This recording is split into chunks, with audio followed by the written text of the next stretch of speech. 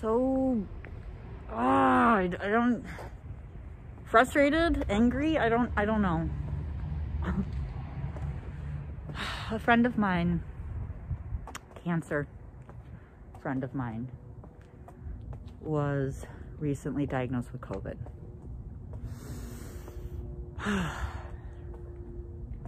The thing is she's autoimmune. She has something else wrong with her besides cancer. So this woman has literally locked herself in her apartment for 10 months. She's had everything delivered. She was too scared to go for walks. And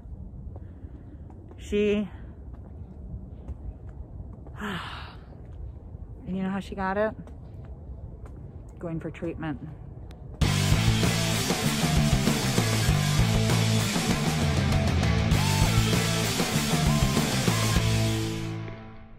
The only place she's been is the treatment facility center. So yeah, that's just crazy. The cancer center. The thing is this, right? I'm walking around my neighborhood right now. I have a mask on. You can see around me. There's no people. I wear a mask because I'm afraid that when I'm walking, if I don't pay attention, that someone's gonna come up behind me, not have a mask on, and give it to me. I went so far this summer, I found myself freaking out every time I went for a walk because there's people, you know, I'm going for a walk, my dog is peeing, I'm standing here watching her, and I look to my left and there's someone's fucking face without a mask, just walking past like it's no big deal. And you know, we're outside. It's harder to get, most likely like down to 0.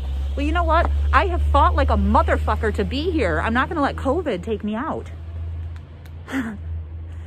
And this is, I'm like, I find it so disappointing in humanity that the answer is old people and autoimmune people like cancer, you should just stay inside. Stay inside and be safe. If you believe COVID is such a danger, then hide yourself away from it. Okay, fair enough. Fair enough. Hey, I adapted to that. It wasn't that hard for me. When I got cancer the first year, I couldn't be around people anyways because of my immune system. So I was quite used to it. There wasn't a lot of issues that it wasn't hard for me. Like the rest of the world, it was so fucking hard. You know? Don't you think I'd like a haircut? Don't you think I'd like to fucking have dinner with my friends? Don't you think I'd like to see my family?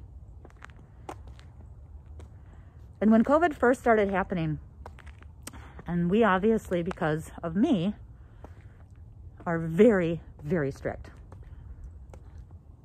My poor wife has to make these decisions to exist this way also, you know?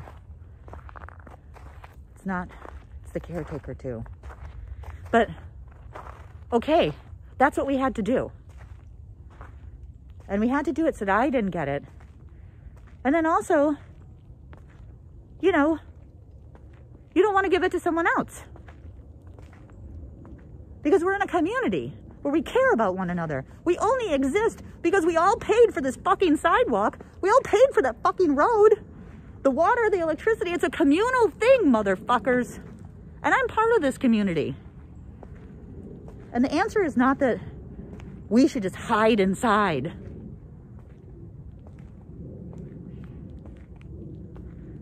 The answer is we do it together. If this just hadn't been such an insane, selfish, fuck you, here's to me, we would be like every other modern fucking country. They're having concerts in Australia, people. New Zealand hasn't had a single case in how long? It's crazy. It's crazy. Breathe. I'm sorry, everyone, that I'm so fuckity fuck today. But I think I found it, I guess obviously I found it a lot easier to mentally handle this pandemic and cancer in the pandemic when I wasn't feeling as well. And now that I'm on my feet, I'm frustrated. More frustrated because, you know, I still don't know how much time I have left. And, you know, being a caretaker of this disease, I've seen where people have these ups and they don't last and they go away. And every time when you get sick, you never know if you're going to dig yourself out of the hole. So I'm just scared. And the fact that I can do something right now, the fact that I'm healthy enough that I can get on a plane by myself. I don't need a wheelchair. I don't need assistance. And I could go and visit my sister and my nephews and my mom, or I could go to Canada and visit my family there. You know, the last time my nephews saw me, I'm sick. I want them to see me like this. And so, yeah, I'm frustrated. I'm frustrated and jealous when I see people just say, fuck it, it's worth the risk, or fuck it, I don't care, or, you know, like, yeah. I'd like to be one of those people today. It's like, I was talking to my friend this morning, you know, and he's a caretaker for his mom right now. And the thing is, we're those people. We see 3 steps ahead. We see when someone is reaching for something and it's out of their reach, we move the glass closer. We're those people, right? And we were both talking about how for once we'd like to not be those people.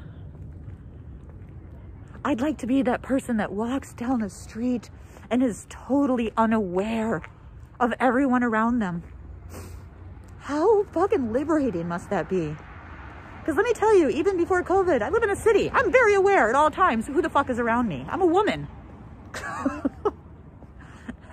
you think I'm making this video paying attention to you and not quite aware of everything that's around me right now? Not happening. I'm a woman. We have to be aware.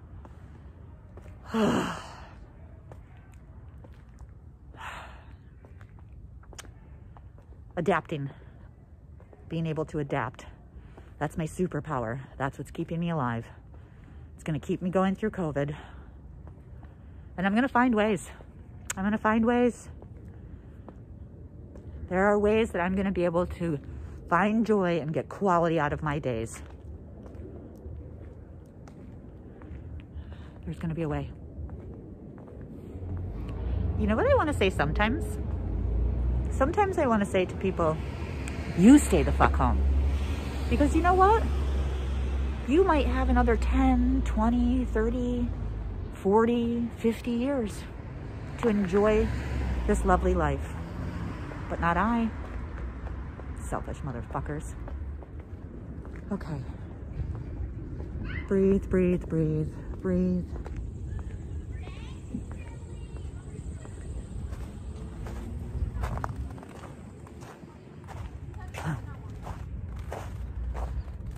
See, I wear a mask when the closest people around me are probably those kids on the parking lot, probably the people you see maybe in the screen behind me. Yeah, but I just don't know, and I don't want the stress of it. I don't want to have to worry about putting a mask on as soon as I see someone. That's very stressful, right?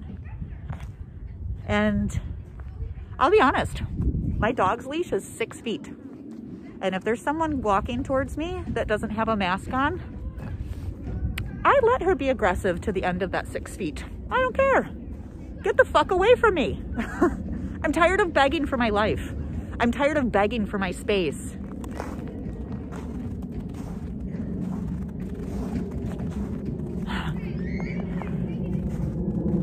Yeah. I wore a t-shirt all summer that said, "Cancer, please step back." I made that shirt for the front and back.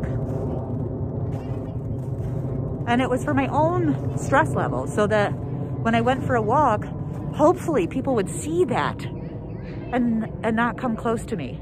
It worked about 80% of the time. And then for the people that chose to totally ignore it, I'm taking people that maybe not could read the language, that's something else, but people that chose to totally ignore it, middle-aged white men, I had no problem just laughing. What a selfish motherfucker you are. Selfish, selfish, selfish. Yes, that's what I would do as I walk past. I don't want to be an asshole. I don't want to have these thoughts. I don't want to be petty. And yet I feel like that's what's happening. Or it could happen, I should say, if I don't check myself. Going back to being adapt. You have a healthy body now. We can find ways. We will find ways for there to be some enjoyment in every single day. We can do this. Whew.